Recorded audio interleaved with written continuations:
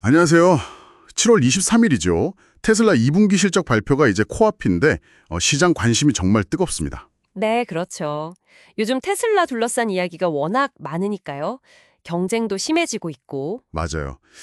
CEO 관련 논란도 계속되고 있고 수익성은 또 압박받고 여기에 로보택시 같은 미래 사업은 어떻게 되는 건지 좀 복잡해요. 네, 여러 가지 이슈가 지금 막 얽혀 있는 상황입니다. 그래서 오늘 저희가 함께 볼 자료 테슬라 2분기 실적, 위기 속 기로와 미래 전략 이걸 보면서요. 이 복잡한 상황의 핵심을 좀 짚어보려고 합니다. 좋습니다. 테슬라가 지금 어떤 상황인지 그리고 이번 발표에서 뭘 봐야 할지 좀 명확하게 정리해보는 시간이 됐으면 합니다. 네, 지금 테슬라가 여러 도전에 직면한 건 분명합니다.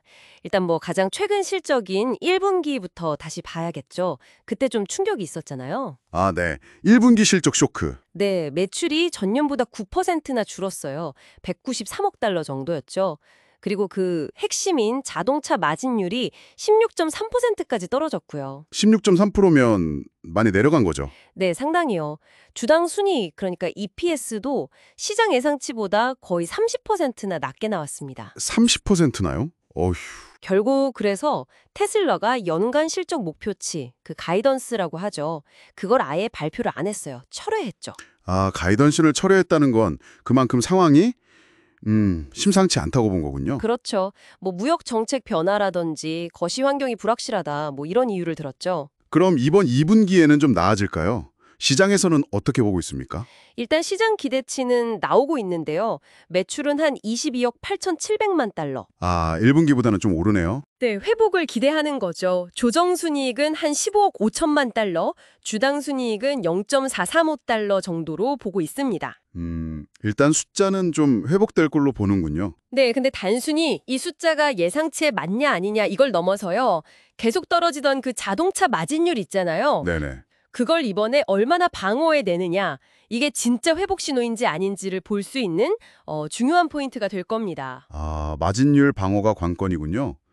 근데 실적 말고도 요즘 보면 CEO의 어떤 정치적인 발언이나 행동들 이런 게 계속 좀 논란이 되고 있어요. 네, 맞아요. 자료에서도 이 부분을 꽤 중요하게 다루는 것 같던데 이게 실제 사업에는 좀 영향이 있나요? 구체적으로? 네, 그 영향이 특히 유럽에서 좀 두드러지게 나타나는 것 같아요. 자료를 보면 예를 들어서 머스크가 독일의 그 우파 정당 AFD라고 하죠. 네, 독일을 위한 대안. 네, 거기를 지지한다는 식의 발언을 한 후에 독일 내 테슬라 시장 점유율이요.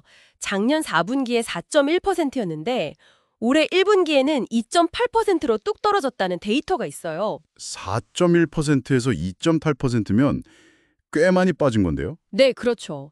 그리고 일부 기업 고객들은 계약을 취소하기도 하고 또 노르웨이 죽부펀드 같은 큰손 투자자들이죠. 이런 기관 투자자들이 투자를 다시 검토한다. 이런 움직임도 있고요.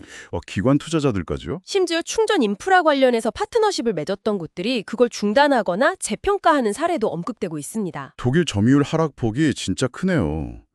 혹시 자료에선 이게 전적으로 머스크 발언 때문인지 아니면 그 시기에 유럽 경쟁사들이 워낙 세게 나왔다든지 다른 요인도 같이 작용한 건지에 대한 분석은 없나요? 자료는 주로 이제 CEO 발언 시점하고 시장 반응 시점이 좀 맞물린다는 점에 주목을 하고 있어요. 물론 경쟁 심화가 큰 다른 요인도 당연히 있겠죠. 네. 하지만 특정 발언 이후에 브랜드 이미지 하락이랑 실제 판매나 파트너십 이탈이 좀 관찰된다. 이 점을 좀 강조하는 거죠. 그렇군요. 미국 상황은 좀 어떤가요? 거기도 비슷한가요? 미국도 좀 비슷해요. 트럼프 전 대통령하고 관계 설정 관련해서 논란이 좀 있었잖아요. 그 이후에 민주당 지지층이나 무당파 지지층에서 테슬라 선호도가 눈에 띄게 떨어졌다는 조사 결과가 있고요. 아, 선호도 하락. 그리고 결정적으로 미국은 그 연방 전기차 세금 공제, 그러니까 정부 보조금이 있었는데 그게 없어졌잖아요. 네, 맞아요. 폐지됐죠. 그러니까 가격 경쟁력이 확 떨어지니까 판매량을 유지하려고 대규모 할인을 할 수밖에 없었던 거예요. 근데 그게 또 마진을 깎아먹는 거죠. 악순환이에요. 아, 보조금 없어지고 정치적 논란까지 겹치니까 가격을 내려야 했고 그게 수익성 악화로 이어졌다. 결국 가격이랑 마진 사이에서 딜레마에 빠진 거네요, 테슬라가. 정확합니다. 판매량을 지키자니 수익성이 안 좋아지고 수익성을 지키자니 판매량이 줄까 걱정되고 딱 그런 어려운 상황이죠. 네. 그래서 뭐 원가 절감이라든지 생산성을 혁신한다든지 이런 게 어느 때보다 좀 중요해진 시점입니다. 이런 어려운 와중에 그 미래 목걸이로 내세우는 로보택시 사업은 좀 어떤가요? 최근에 시범 운영 시작했다는 소식은 들었는데 이게 좀 돌파구가 될까요? 네, 지난 6월 말이었죠. 오스틴 일부 지역에서 모델 Y 차량으로 시작을 했어요. 근데 아직은 제한된 구역이고 안전 요원이 꼭 같이 타야 하고요. 아직은 완전 자율은 아니군요. 그쵸. 발표 직후에는 기대감 때문에 주가가 막 9% 넘게 오르기도 했어요. 시가총액이 확 늘었죠. 오, 기대감이 컸네요. 근데 그 이후에 뭐 주행 중에 오류가 있었다 이런 논란이 좀 나오면서 다시 4% 이상 빠지기도 하고 변동성이 좀 컸습니다.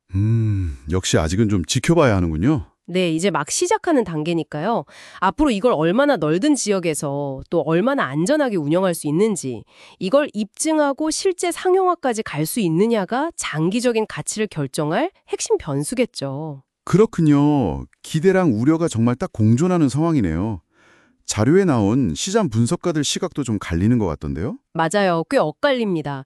좀 부정적으로 보는 쪽은 여전히 자동차 본업의 경쟁력이 약해지는 거 아니냐, 그리고 CEO 리스크는 계속 있지 않냐, 이걸 걱정하고요. 네. 반면에 좀 긍정적으로 보는 쪽은 그래도 자율주행 기술의 가능성이 크다. 그리고 머스크가 다시 현장에 좀 집중하는 모습 보이지 않냐.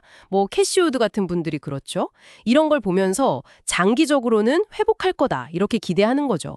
월가에서는 좀 어떻게 보나요? 주류 의견은? 월가에서는 대체로 단기적으로는 실적이 좀 더 조정될 수 있다. 이 가능성은 열어두는 것 같아요. 그러면서도 테슬라라는 회사의 근본적인 가치를 다시 평가하려는 움직임도 있다. 뭐 이렇게 분석하고 있습니다. 자, 그럼 이 모든 상황을 좀 종합해보면 이번 2분기 실적 발표, 이게 테슬라한테는 어떤 의미가 될까요? 정말 중요한 기로에 서 있는 것 같아요. 수익성 회복 문제, 리더십 리스크 관리, 또 정치적인 어떤 파장들, 이걸 어떻게 극복할 거냐, 그리고 로보택시라는 미래 비전을 진짜 실현할 수 있느냐. 네. 이 모든 것들 사이에서 중대한 시험대에 오른 거죠. 이번 실적 발표랑 그 뒤에 컨퍼런스 콜이 있잖아요. 네, 컨퍼런스 콜. 거기서 회사가 이 질문들에 대해서 어떤 답을 내놓을지 위기 대응 능력이나 앞으로의 전략 방향성을 좀 가늠해 볼 수 있는 아주 중요한 자리가 될 겁니다. 이게 단기적인 어려움을 딛고 다시 도약하는 발판이 될지 아니면 뭐 더 깊은 조정으로 들어가는 신호탄이 될지 정말 주목해야겠네요. 네, 그렇습니다. 오늘 쭉 이야기를 나눠보니 이 자료들 통해서 CEO 개인의 행동이 기업 브랜드 이미지랑 정말 밀접하게 연결될 수 있다는 걸 다시 한번 느끼게 되는데요. 네, 그렇죠. 여기서 조금 더 나아가서 이런 생각도 해볼 수 있을 것 같아요. 요즘처럼 모든 다 연결된 세상에서 과연 어떤 기업이든 리더의 개인적인 행동이나 발언에서 자사 제품이나 서비스를 완전히 딱 분리해서 평가받는 게 가능할까 한번 좀 고민해 볼 지점 아닌가 싶습니다.